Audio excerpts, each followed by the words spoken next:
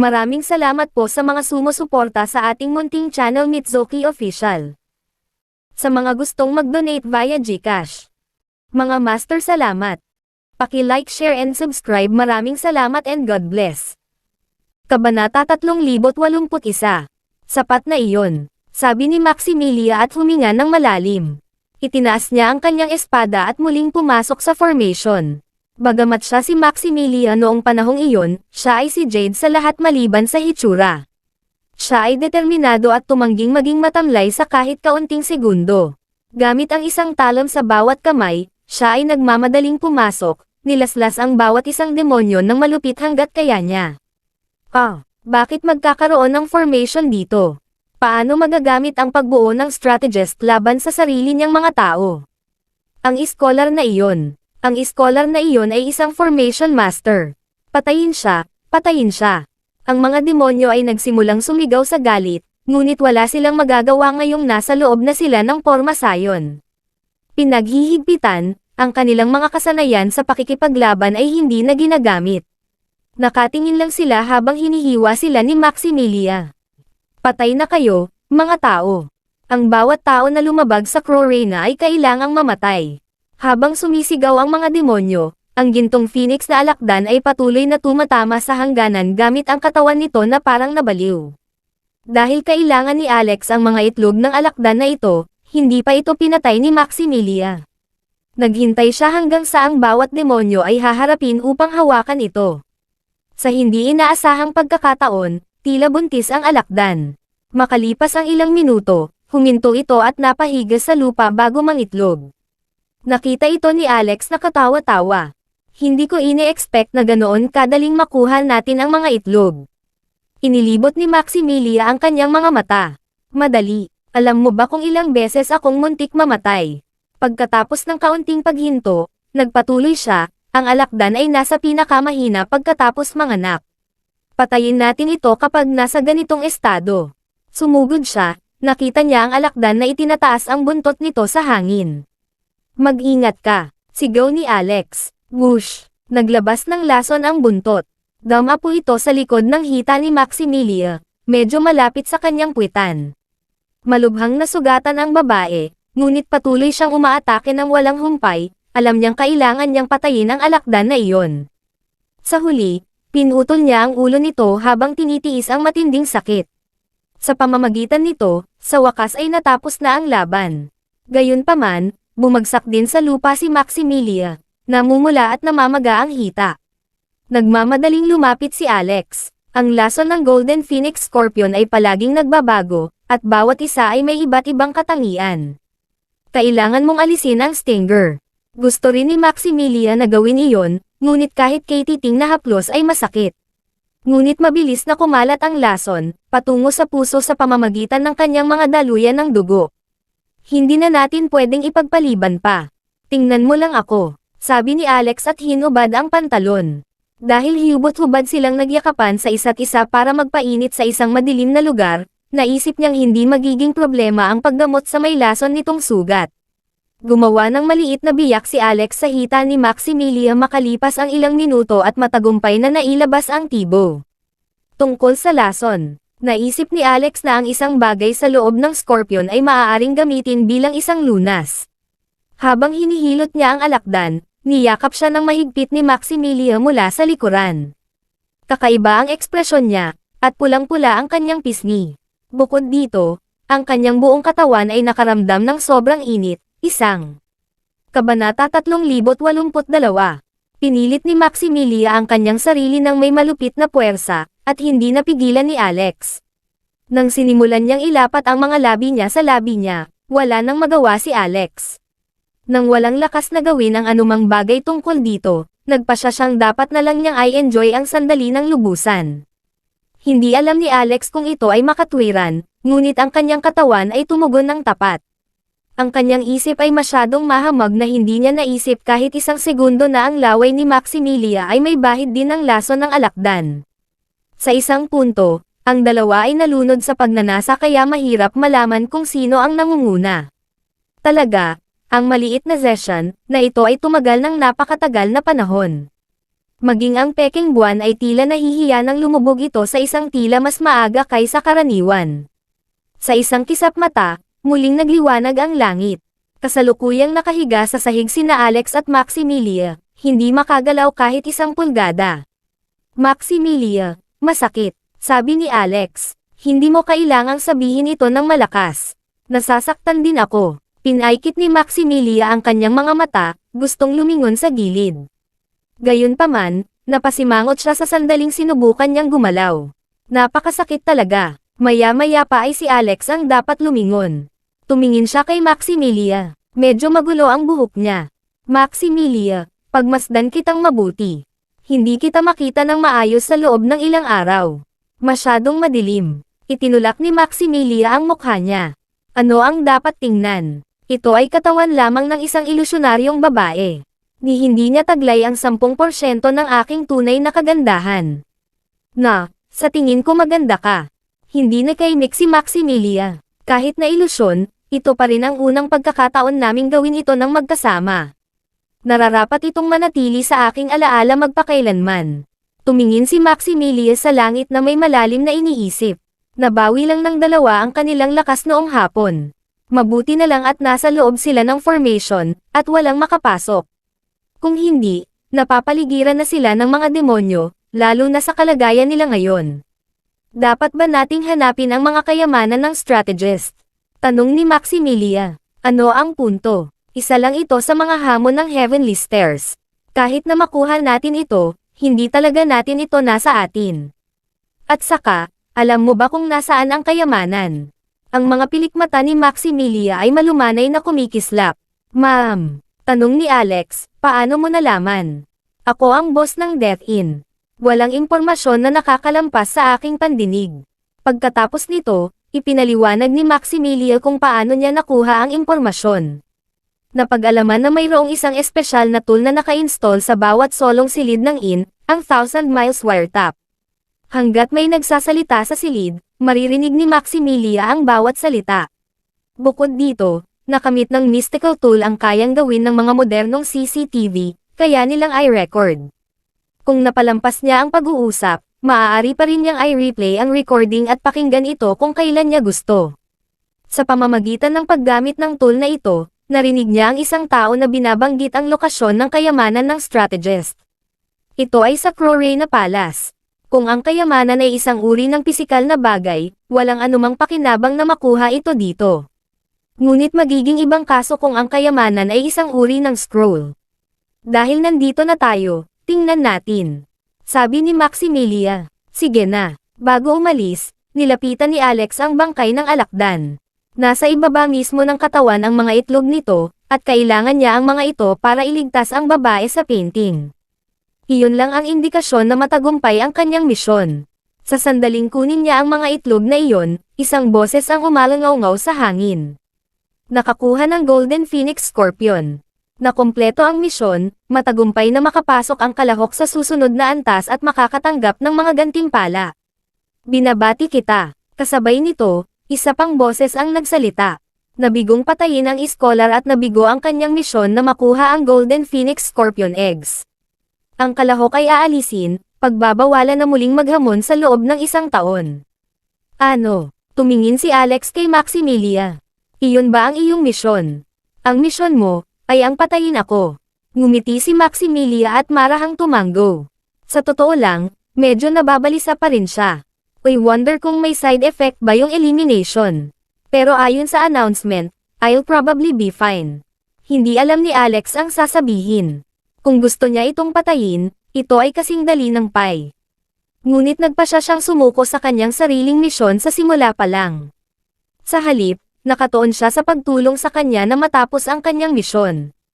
Iyon ay dahil hindi pa rin siya ang aktwal na Maximilia, siya ay si Jade Benmore, ang master ni Alex. Kabanata 3083. Niyakap at hinalikan siya ni Alex ng malalim. Hindi siya si Maximilia ngayon. Siya mismo si Jade. Whoosh! Nagsimulang bumagsak ang katawan ni Maximilia. Para siyang porselana, unti-unting nabasag ang katawan niya sa maliliit na piraso. Nakangiti siya, may bahagyang pula sa pisngi. Nakatitig siya kay Alex habang ang kanyang buhay ay huminto. Pinagmasdan ni Alex si Maximilian na nawala sa hangin. Ang mga piraso sa kanya ay nahulog na parang mga talulot, na gumuho sa alabok. Medyo nalungkot siya sa tanawin. Biglang bumungad sa kanya ang isang sinag ng puting liwanag. Mukhang kailangan na rin niyang umalis sa ilusyonaryong kaharian na ito. Hindi naman, nakuha ko ang mga itlog. Ibibigay ko ba ito sa babaeng nasa painting? Gusto ko pa ring mahanap ang mga ninuno ni Ins. Hoy, gayunpaman, walang pakialam ang liwanag sa kanyang kagustuhan. Binuksan nito ang isang portal at inihiwalay ang kaluluwa ni Alex sa kanyang kasalukuyang katawan. Pagkatapos ay ipinadala ang kanyang kaluluwa sa kalawakan, na umabot sa ikalawang hakbang na may puting liwanag. Whoosh! Natagpuan ni Alex ang kanyang sarili sa kanyang sariling katawan. Pagkatapos ay lumingon siya, lumingon sa likuran. Tila nakatayo si Jade sa ibaba ng hagdan. Sa oras na iyon, tahimik siyang nakatayo doon, na para bang siya ay nasa ulirat. Di na siya si Maximilia. Siya na ngayon ang totoong Jade sa realidad na ito. Lahat ng nangyari ay ilusyon lamang. Bumalik siya sa harapan at itinaas ang isang paa. Stomp. Sa pamamagitan nito, umakyat siya sa pangalawang hakbang. Noong una, inisip ni Alex na ito ay magiging katulad ng unang hakbang. Siya ay ipapadala sa isang espesyal na ilusyonaryong kaharian, kung saan siya ay gaganap bilang isang persona at kukumplito ng isang random na misyon. Gayunpaman, walang nangyari, gaano man sila katagal naghintay. Wala. Si Alex ay gumawa ng isa pang hakbang, umakyat sa ikatlong hakbang. Ngunit, muli, walang nangyari. Anong nangyayari? Lumalabas lang ba ang ilusyonaryong kaharian sa unang hakbang? Saglit na nag-alinlangan si Alex, pagkatapos ay nagsimulang tumakbo pataas. Ika-4, ika-5, ika-6. Naabot niya ang ika-13 hakbang sa loob lamang ng mga segundo, na siyang limitasyon ni Eustace. Gayunpaman, nanatili lang siya sa hakbang na iyon ng kalahating segundo bago umakyat pa.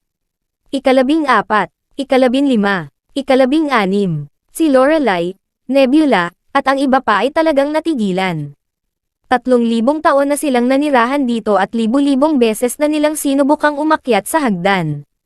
Gayunpaman, isang bagay na kakaibang ito ay hindi kailanman nangyari sa nakaraan. Ang bawat hakbang ay may sariling kwento at misyon, palaging nasa pare-parehong pattern.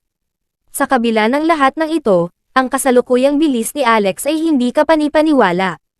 Ito ay isang bagay na hindi pa nila nararanasan noon. Baka masira ang hagdan. Nang walang labis na lakas, si Alex ay maaaring umakyat ng higit sa 500 hakbang. Bukod dito, tila siya ay gumagalaw ng mas mabilis, na umaabot hanggang sa ika-1000 hakbang. Pagkatapos noon, dumiretso siya sa mga ulap. Walang makakita sa kanya. Napangiti ng husto si Jade. Ang taong ito ay palaging kapansin-pansin. Tanong ni Gilbert, Commander Benmore, napunta ka ba sa ilusyonaryong kaharian ni Alex noong umakyat ka sa unang hakbang? Anong naranasan niyong dalawa doon? Ano ang naranasan natin? Bahagyang tumibok ang puso ni Jade nang maalala ang kanilang munting session. Gayunpaman, nanatili siyang kalmado sa labas. Kailangan naming gumawa ng misyon sa disyerto. Napakahirap noon. Hindi ko man lang nalampasan ang unang hakbang. Mukhang kailangan kong magtrabaho ng mas mahirap mula ngayon. Gusto mo rin bang subukan ito? Tumanggaw si Gilbert. Sige. Umakyat siya ng isang hakbang, ngunit naroon. Wala bang anumang ilusyon na kaharian gaya ng inaasahan nila noon.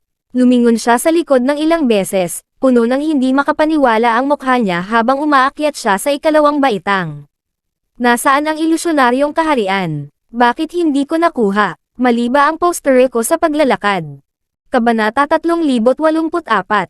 Walang anumang maling paraan upang umakyat ng isang hakbang. Bukod, si Gilbert ay lumakad sa isang napaka-standard na poster. Tama ang palagay ni Lorelai. Ang Heavenly Stairs ay, sa katunayan, nasira. Ang palakol sa loob ng kamalayan ni Alex ay ang bagay na pumutok sa hangganan sa pamamagitan ng puwersa. Nagmamadali itong umakyat sa taas na parang may pinapatawag mula sa loob. Ngunit, dahil sa biglang pagsulpot ni Xena, ginulo niya ang daraanan nito, dahilan para mabaigo ito. Sa totoo lang, hindi ito gumana nang si Alex at Jade ay nasa unang hakbang, na nagresulta sa kanilang kawalan ng kakayahan na umakyat sa pangalawang hakbang. Talaga, nasira ang core ng buong Heavenly Stairs. Ang kasalukuyang Heavenly Stairs ay hindi na makakabuo ng mga hamon sa mental domain, kaya hindi ito naiiba sa mga regular na hagdan. Iyon ay kung paano nagawang patakbuhin ni Alex ang lahat ng 9,999 na hakbang ng madali. Malapit na. Papalapit na ako. Nakita na ni Alex ang dulo ng hagdan. May isang mataas na bundok na lumulutang sa himpapawid, ito ay parang ang maalamat na Brighta Mountain. Ngunit hindi ito nangyari. Ito ang sinaunang palasyo ng Western Queen Mother. Ang video na ito ay edited by Herban TV. Whoosh! Tumalon si Alex sa huling hakbang. Biglang nagbago ang tanawin sa harapan niya. Hindi na siya tumitingin sa sinaunang palasyo kundi isang buhay na impyerno. Natagpuan niya ang kanyang sarili sa isang kapatagan ng mga guho. May mga bangkay sa lahat ng dako, kamatayan, at puro negatibong enerhiya ang umaamoy sa hangin. Dumagundong. Bigla siyang nakarinig ng malakas na ingay mula sa malayo. Isang ulap ng alikabok ang makikita na parang may kumalabog patungo sa kanya. Tahimik na nakatayo doon si Alex habang nanonood. Sa huli, nakita niya ang isang grupo ng undead. Ito ay isang walang katapusang kayeg ng mga skeleton troops at undead beings. Nakalaban na ni Alex ang clan na ito nang malapitan noon. Nakatagpo pa niya ang ilan sa kanila sa ilang pihitan. Bukod dito, siya ay personal na pumasok sa undead territory minsan at tinugis ng mga kayeg. Ang undead sa kanyang harapan ay ang mga nakita niya sa nakaraan, ang pinakamalakas na uri. Ang buong front row lang ay binubuo ng 12 ng undead kings. Sa gitna ng lahat ng undead kings na ito, isang babaeng nakasuot ng pulang baluti ang nakaupo sa isang marangyang karwahe. Nang inag si Alex nang makita niya ang babaeng iyon.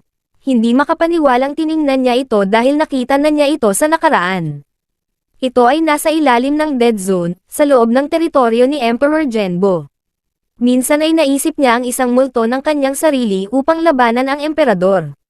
Siya ang undead queen ng undead clan. Bakit magkakaroon ng napakalakas na undead na tropa sa dulo ng hagdan, kasama ang undead queen? Ilusyon. Isa na naman siguro itong ilusyon. Anong character ako this time? Hindi maiwasan ni Alex na sampain ang lugar na ito. Gusto rin niyang magreklamo. Ang unang hamon ay sapat na mahirap, at kinailangan nila ng maraming pagsisikap upang magtagumpay. Hindi lang iyon, isinakripisyo pa ni Jade ang kanyang sariling misyon. Sa makatuwid, dapat ay nakatanggap siya ng ilang mga gantimpala. Sa hindi inaasahan, wala siyang nakuha. Noon lang, itinulak ng Reyna ang Undead Kings. Kabanata 3085. Ang kalisya na lula ng Reyna ay dahan-daang gumalaw patungo sa kanya, hinayla ng 10 undead na puting kabayo. Ang mga kabayo ay may pulang kahel na apoy na lumalabas sa kanilang mga ulo, ang kanilang mga katawan ay pinalamutian ng isang buong suit ng nagniningning na baluti. Ito ay nagmukhang napakalakas sa kanila. Hindi natakot si Alex. Alam niyang isa lamang itong ilusyon. Wala akong dapat ikatakot. Mabibigo lang ako sa misyon ko.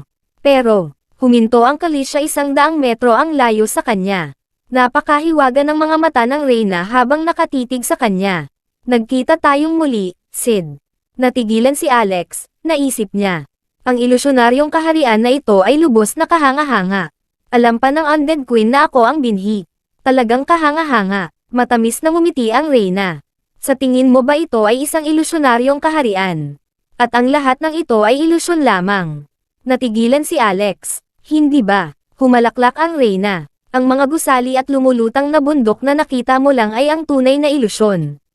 Matagal na akong naghihintay dito para makilala ka ulit, Sid. Ano? Napatulala si Alex. Hindi ito isang ilusyon. Totoo ba ang lahat? Kung gayon, ano ang lugar na ito? Sinabi niya ang kanyang isip. Ano ang lugar na ito? Humajejek ulit ang Reyna. Hulaan mo, ngunit sa palagay ko ay hindi ka makakakuha ng tama.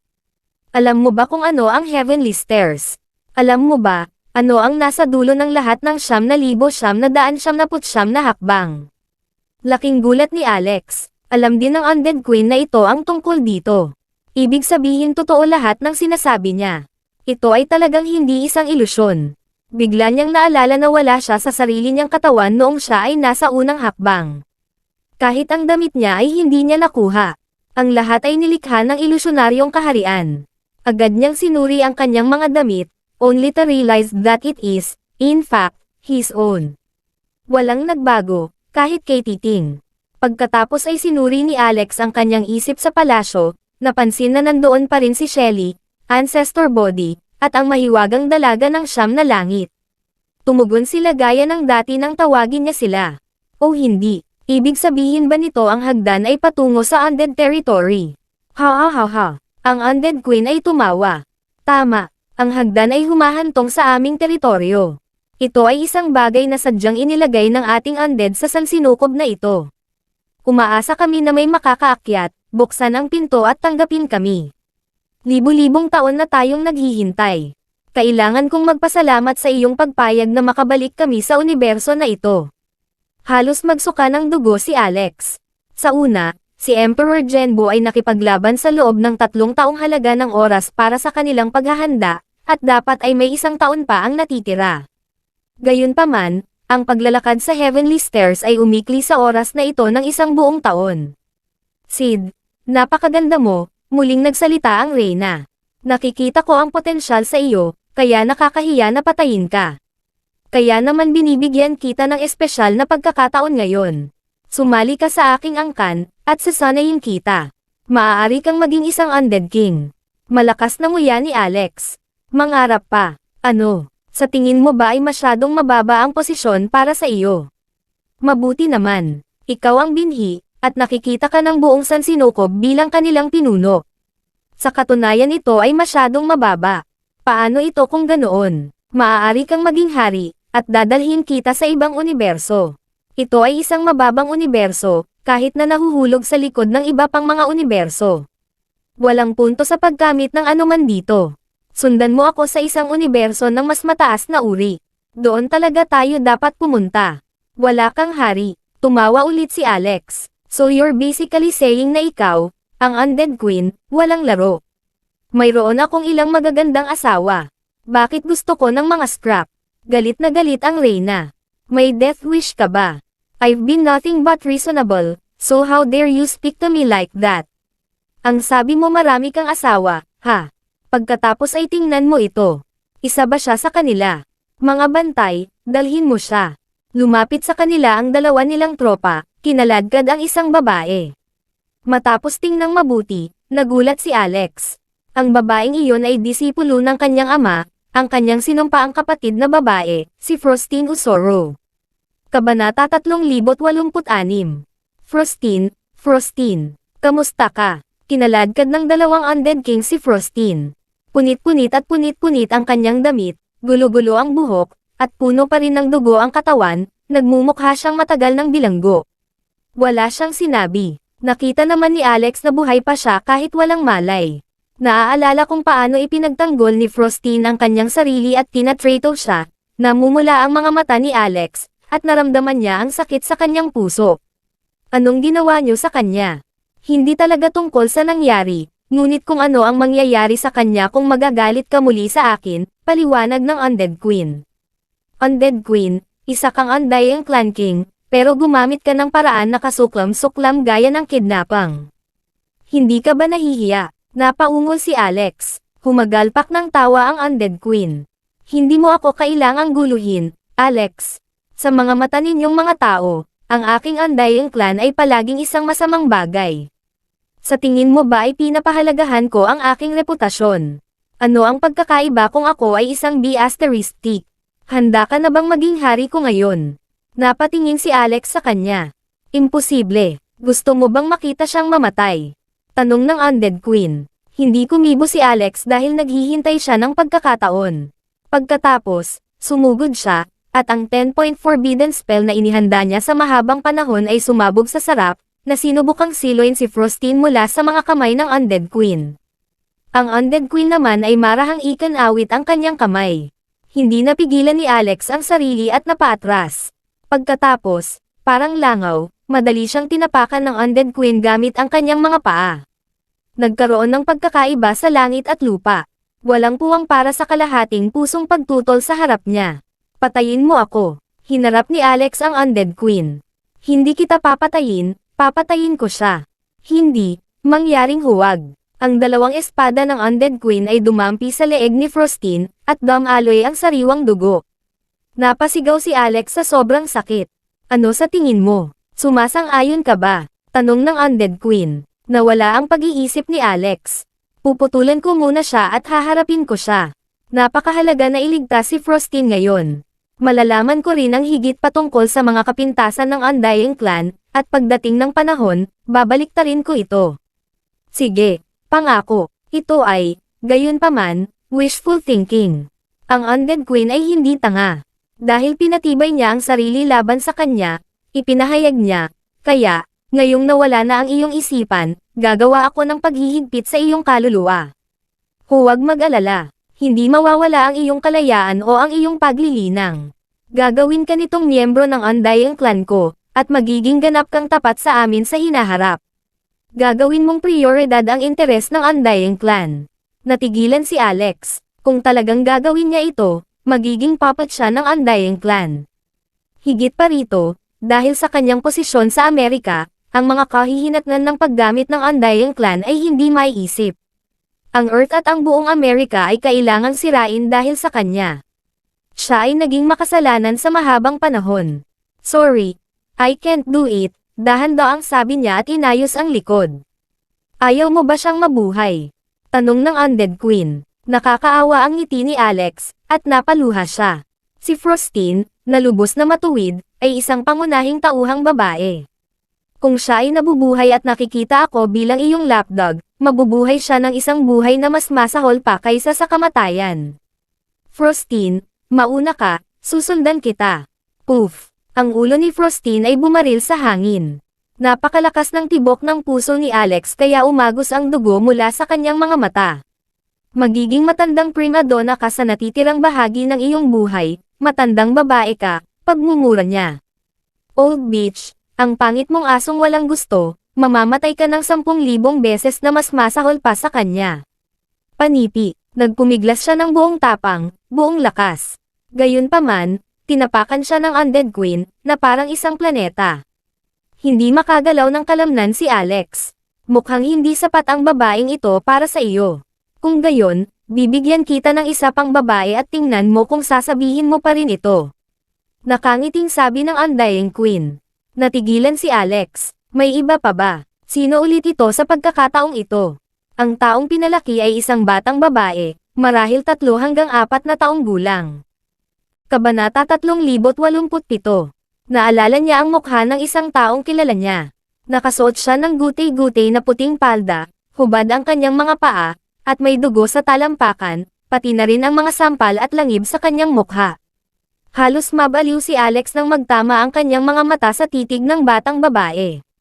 Ang kanyang puso ay nanginginig ng malakas, at ang mga luha ay umaagos sa kanyang mga pisngi. Anak niya si Bubbles, ang kasama niya kay Daya. Ang tunay niyang pangalan ay Angel, sa mungkahi ni Daya. Siya ay nasa lihim na kaharian ni Emperor Genbo, kaya iniisip siya nina Alex at Daya araw-araw. Walang paraan na magkakilala sila, at hindi inaasahan ni Alex na lumaki siya ng husto. Ang susi ay nahuli siya ng Undead Queen. Dada, tumingin si Bubbles kay Alex at mahinang tumawag. Sa sandaling iyon, ang puso ni Alex ay parang tinusok ng matalim na kutsilyo. My little Bubbles, Undead Queen, kasuklam-suklam ka at walang hiya. Ikaw, paano mo siya nahuli? Inabot ng Undead Queen at hinawakan ang pisngi ni Bubbles, sinabing, hindi iyon mahalaga, ang mahalaga ay kung mahal mo ang iyong anak o hindi. Ang video na ito ay edited by Herban TV. Siyempre mahal ko siya, mamamatay ako para sa kanya.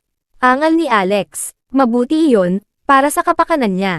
Handa ka bang makinig sa akin at hayaan akong maglagay ng paghihigpit sa iyong kaluluwa? Nakangiting tanong ng Undead Queen. Isa itong tunay na mahirap na desisyon. Napahiga si Alex sa lupa, nakatitig kay Bubbles, gustong mamatay sa hirap. Daddy, miss na kita. Sumabog ang Alex's chi, at ang mga buto ng lotus sa 3,000 nagsilang na kaluluwa ay kumalat at lumaki. Ang bawat lotus ay itim at puti. Pumunta ka sa impyerno. Pumunta sa impyerno. Mamamatay ako kasama mo, Undead Queen. Mabangis na tumalikod si Alex at kumapit sa mga hita ng Undead Queen. Gumapang pa siya, humawak sa crotch bone niya. Pagkatapos, sumabog ang 3,000 nagsilang na kaluluwa sa kanyang katawan. Natahimik ang lahat, Naglaho ang Undead Queen. Ang Undead Army ay naglaho. Si Bubbles, ang kanyang anak, ay nawala na rin. Maging ang kapaligiran ng purgatorio na ngayon lang niya nakita ay wala doon. Sa halip, nakahiga siya sa damuhan, napapaligiran ng wala. Bakit hindi ako patay? Buhay pa ba ako? Bubbles, Bubbles, saan ka nagpunta? Walang tugon. Tapos, may narinig siyang yabag sa likod niya. Ang tunog ng mga paa sa damuhan. Napaatras si Alex, nakita lang iyon. Babaeng rebulto sa halip na Undead Queen. Bakit ikaw ay? Natigilan si Alex. Binabati kita sa pagpasa sa huling pagsubok, sagot ng babaeng estatwa. Pagsusulit, sinasabi mo ba na ang lahat ng nangyari? Ang Undead Queen, ang aking nakatatandang kapatid na babae, ang aking anak na babae. Isa lang bang pagsubok? Ilusyon lang ang lahat, hindi totoo. Bamuka ang bibig ni Alex. Tumanggo ang estatwa. Tama iyan. Natuwa si Alex at sumayaw na parang baliw. Sa wakas, napigilan siya ng rebulto. Nakapasa ka sa pagsubok at lumagpas ka sa inaasahan ko. Napagpasyahan ko na ngayon na ikaw ang tunay na binhi. Natigilan si Alex. Hindi mo ba sinabi sa akin na makipagkompetensya ng patas kay Eustace? Walang oras. Ang Immortal Slaying Sword Formation ay tatagal lamang ng 7 araw. Sabi ng babaeng estatwa. Kalokohan. Kabanata 3088. Ang Immortal Slaying Sword Formation ay may 7 araw na habang buhay. Pagkatapos nito, ang mga dayuhang bisita na tumitingin sa pagbuo mula sa labas ng atmosfera ay tiyak na bababa sa Earth sa isang malaking sukat. Ang mga bunga nito, ang sitwasyon ay napakalawak. Hindi naglakas loob si Alex na isipin iyon dahil napakaseryoso nito. Gayunpaman, paano mo malalaman na ang Immortal Slaying Sword Formation ay tatagal lamang ng 7 araw? Awkward na tanong ni Alex. Ang Immortal Slaying Sword Formation ay banal, at walang nakakaalam kung saan ito nakatago. Ang karaniwang tao ay hindi man lang mahanap ito, lalo pa kung tiyak kung gaano ito katagal. Maliban kung, paano siya nalink sa Immortal Slaying Sword Formation? Ang babaeng estatwa ay malumanay na sumenyas sa kanya, at isang espada ang lumitaw ng wala saan. Itinoon ni Alex ang tingin dito at halos mapasigaw.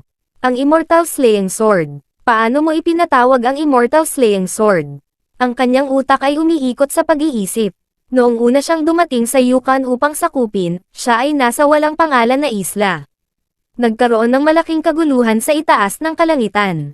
Isang kilalang lider ng sekta ang nagprotesta laban sa proteksyon na hangganan sa labas ng atmosfera ng lupa, na nagresulta sa pagkakasikal ng Immortal Slaying Sword Formation. Ang malabong anino ng ulo ng isang babae ay lumitaw sa gitna ng Immortal Slaying Sword Formation. Maaaring ito ay ang babaeng estatwa. Ikaw, sino ka ba? Sino ba talaga ako? I'm just a lonely wandering ghost, mahinang sabi ng babaeng estatwa. Sinaman siya ng tingin ni Alex.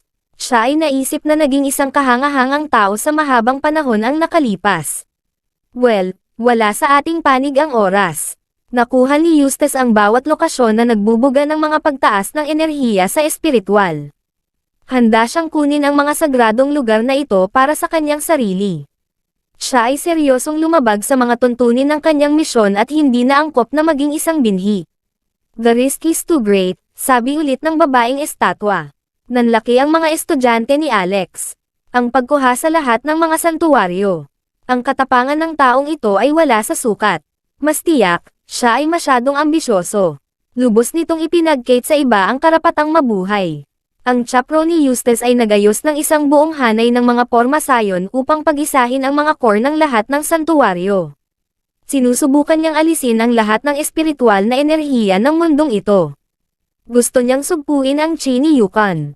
Kapag nagtagumpay siya, mawawala ng espiritual na enerhiya si Yukon, at malamang na magiging patay na bituin ang Amerika, paliwanag ng babaeng estatwa.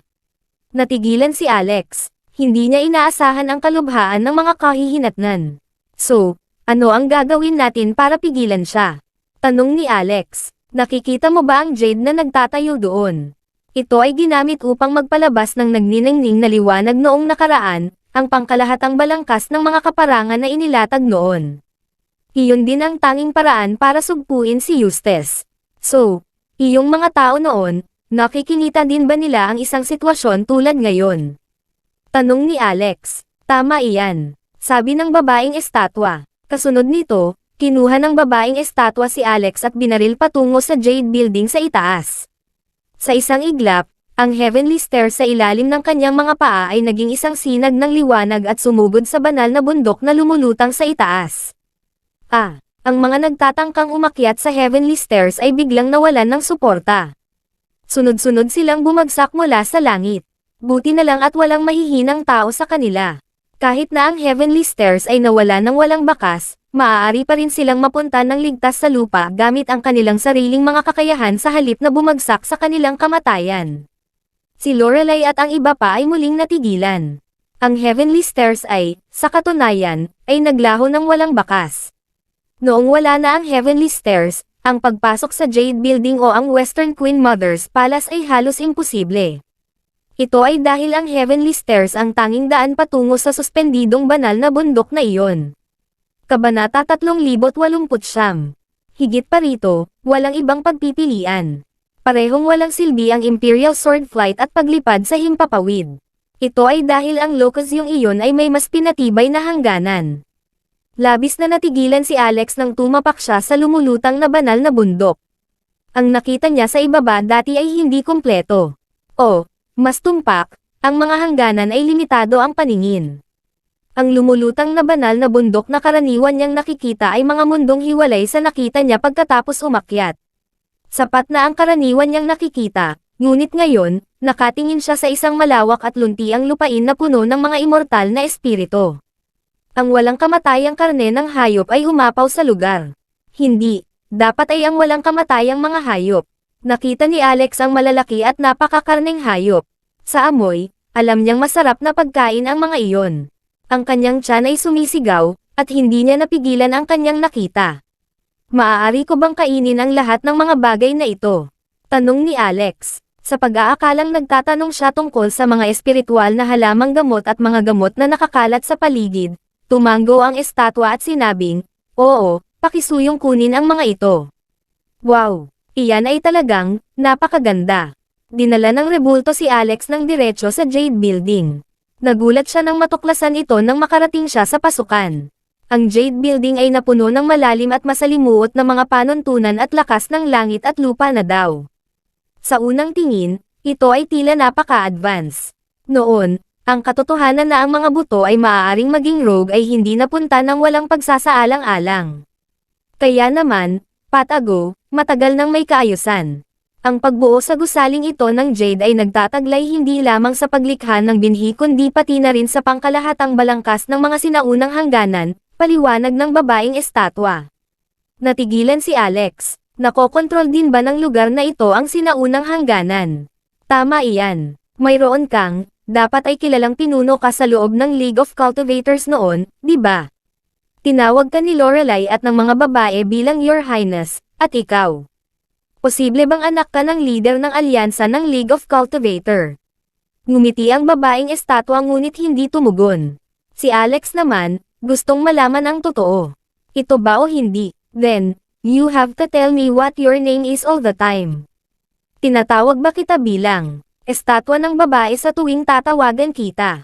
Pwede mo akong tawaging ganyan, hindi inaasahang sagot niya. Well, female statue, medyo maganda rin yung statue mo. Ito ay parang buhay. Lahat ng wala sa ibang rebulto, meron ka, winagaway ni Alex ang kamay. Huwag mo itong banggitin, kung hindi, gagawin kitang isang hanggal na estatwa. Tunay na estatwa, galit ng babaeng estatwa. Mabilis na tinakpan ni Alex ang kanyang bibig. Gayunpaman, nag-isip siya na maaaring mayroon siyang kakayahan ng 6 eternities sa kanyang katawan, at dati niyang sinabi na hahayaan niya ang kanyang sarili na muling magkatawang tao bilang isang baboy, kaya lumilitaw na ang paggawa ng kanyang sarili sa isang ukit ay hindi mahirap. Ang pinakamaraming makukuha ko para sa iyo ay 7 araw. Dapat nating i-activate ng maaga ang pagbuo ng espiritual na enerhiya ng kaparangan. Sa loob ng 7 araw na ito, lumalamon ka ng mas maraming espiritual na enerhiya at chi hanggat maaari. Ang Jade Building na ito ay maaaring makamkam ng 70% ng chi at espiritual na enerhiya ng wasteland at iba pang mga banal na lugar. Binigyan siya ng tingin ng babaeng estatwa, iyong nilinang ang 10-point forbidden spell at dala ang Ultimate Book of Medicine. Kung tama ako, dapat ay inapo ka ni Uncle Rockefeller. Nanlaki ang mata ni Alex. Uncle Rockefeller. Alin ang itinuturo mo? Ang sabi ng babaeng estatwa, Blaine. Banal na shitty, ang matandang ninuno. Tinawag niya talagang tiyuhin ang matandang ninuno. Ang matandang ninuno ni Alex ay tila napakalakas na kasangkapan. Rowan ba ang apelyido mo? Biglang nagtanong si Alex, anak ka ba ni Grand Emperor Rowan? Ang mga mata ng babaeng estatwa ay nagpakita ng pahiwatig ng pangangibabaw. Lahat ng iba ay tumatawag sa akin, Little Divine Phoenix. Lalong nagulat si Alex, ang unang anak ni Grand Emperor Rowan. Kabanata 3,900. Walang ideya si Alex na ganoon kataas ang katayuan ng babaeng estatwa. Hindi nakakagulat na tinawag siya ni Lorelai at ng iba pa bilang Her Highness. May chismis na si Grand Emperor Rowan ang pinuno ng alyansa ng League of Cultivators noong sinaunang panahon. Gayunpaman, ang mas sentral na figure ay ang Phoenix Empress. Pinalaki pa rin ng Phoenix Empress si Grand Emperor Rowan at, sa huli, pinakasalan pa siya. Ito ay kilala bilang ang Male Emperor Breeding Plan. Ang Grand Emperor Rowan ay may malaking bilang ng mga asawa at anak. Gayunpaman, ang anak niya sa Phoenix Empress ay walang alinlangan na pinakamahalaga. Huwag tayong mag-aksaya ng oras sa kalokohang ito. Ang oras ay walang hinihintay. Kaagad ko na ngayong itaboy ang mga patakaran sa gusali ng Jade, na nagiging sanhi ng mas maagang pagsabog ng espiritual na enerhiya at chi sa kaparangan. Kaya humanda ka. Tandaan mo yan. Ang iyong paglilinang ay sa huli ay limitado, at ang pagdadala ng lahat ng chi na ito ay hindi dapat maging madali. Pero habang tumatagal, mas magiging maganda ang epekto sa iyo. Ibang landas ang tinatahak mo. Ang lihim na kaharian ng dakilang Genbo ay nangangailangan sa iyo na maging immortal. Nahulog ang iyong anak sa loob. Pagdating ng oras, matutulungan kitang buksan ang daanan, sabi niya pagkatapos ng maikling paghinto. Tuwang-tuwa si Alex. Kung gayon, Senior, salamat.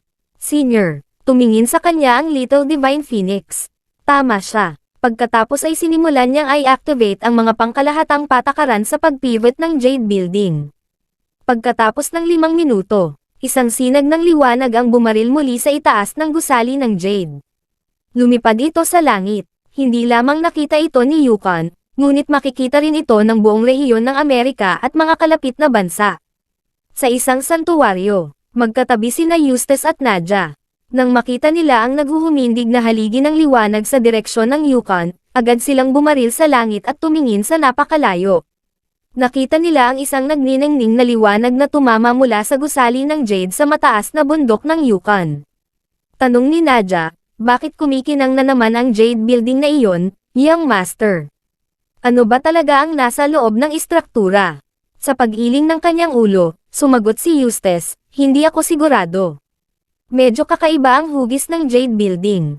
Minsan naramdaman ko ang isang malakas na panuntunan ng espiritual na enerhiya sa loob, kaya nagtanong ako. Ngunit ang sagot lamang ay ang Jade Building ay matatagpuan sa isang espesyal na lugar, na pinipigilan ang dugo ng dragon ng Formation Eye.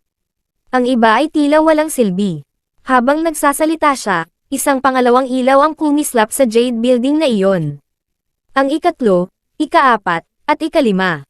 Hanggang sa ika-7 shot lang ito tumigil. Napakagandang eksena na kahit na ang mga makapangyarihang bigwig sa labas ng kapaligiran ay nasaksihan ito. Inisip ng mga hindi kilalang tao kung sinalakay ng Stormer Sect si Yukon. Paano ito naging sanhi ng kaguluhan kung hindi? Ang sumunod na sandali, biglang nagbago ang sitwasyon. Isang puting haligi ng hangin ang biglang sumabog sa ibabaw ng mountain range sa buong Amerika. Ang mga ito ay karaniwang mga pangyayari sa wasteland. Sabay-sabay silang tuwang-tuwa. Ito ay espiritual na pagtaas ng enerhiya. Ang agos ng espiritual na enerhiya ay sumabog. Hindi mabilang na mga tao ang bumili ng mga bahay at nanirahan sa ilang sikat na bundok at ilog bago ang espiritual na enerhiya. At sinabi pa ng isang post sa internet na kung muling sumabog ang espiritual na enerhiya, karamihan ay wala sa kanilang orihinal na mga lugar, ngunit sa halip ay nasa pangalawang antas na mga sikat na bundok. At nagkaroon ng inaasahang pagkakasunod-sunod ng pagraranggo. Maraming tao pagkatapos ay umalis. Bilang isang resulta, ito ay naging medyo nakapanlulumo. Walang gumagalaw sa tinatawag na second-tier sanctuaries na malamang na mag-spray ng espiritual na enerhiya. Nangyari ang lahat sa iisang lugar. Ang internet ay humuhuni din ng aktibidad. Naspray ang Yukon Mountain. Nag-spray din ang Mount Dragon Tiger. Naspray ang Terra Mountain. Sino ang nagsabing hindi mag-spray ang Mount Dry? Itinaas ng mga masasamang kumpanya ng real estate ang mga haka-haka sa presyo ng pabahay sa $200,000 bawat unit. At ngayon, nagreklamo sila na ang isang set ng $200,000 ay masyadong mahal. Panipi, ang mga bumili ng tinatawag na second-tier spiritual energy house ay isinumpa lahat. Sa ngayon, ang pinakamabangis na sumpa ay nagmumula kay Eustace. Hinulaan niya gamit ang Umbrella of Destiny na ang espiritual na enerhiyang ito ay tatagal ng hindi bababa sa 10 araw. Hindi rin niya pinayagan si Nadia na agad na i-connecta ang lahat ng mga kuta, na nagpapahiwatig na ang pagbuo ay hindi perpekto. Bilang isang resulta, ito ay sumabog. Hinubad niya ang kanyang pangitaas at natisod sa kanyang mga sinabi. Gusto kong gawin ito kasama ka. Ano? Natigilan si Alex at agad na naintindihan ang nangyayari. Ang lason na pinakawalan ng alakdan ay medyo kakaiba, maaari itong mapahusay ang sexual na pagnanasa ng isang babae. Dahil ba sa buntis ang alakdan? Agad na naghanap ng lunas si Alex, ngunit itinulak siya ni Maximilia sa lupa. Ang kanyang kasalukuyang sarili ay hindi maaaring ipagtanggol ang kanyang sarili laban sa babae, kaya't napakadali nitong napaibabaw sa kanya. Hoy, Maximilia. Huwag. Ikaw Jade. Talaga. Ngayon. Pero ako si Maximilia dito.